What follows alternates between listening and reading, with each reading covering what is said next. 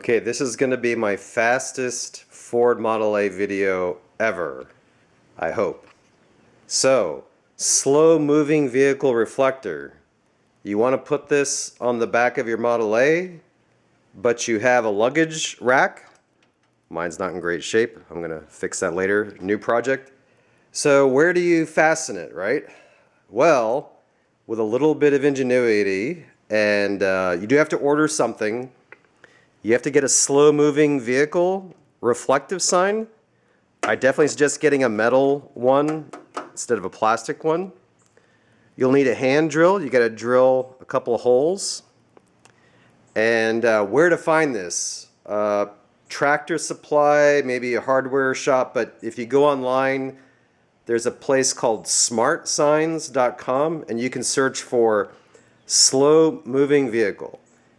Some of you may think your Ford Model A's are not that slow, but in general, you're going to be slower than the average highway traffic or busy road traffic.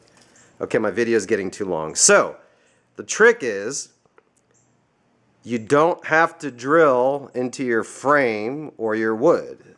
The trick is, we're going to fold this over. You get an old piece of wood, and you can see this is a very old looking piece of wood. You cut it so that one end is to the top of your luggage rack, the other one the bottom. Drill around the house. Any simple drill will do that drills wood.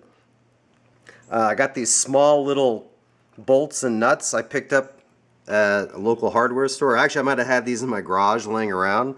You just need 2 holes. The trick is, obviously, don't measure, don't drill the holes where these metal horizontal pieces go for your luggage rack. So once you have that, you put the wood here, you line up your reflector, put the bolts through, lock them down the other side, and look at that. You got a removable reflector on the back of your Ford Model A that you can take on and off at any time.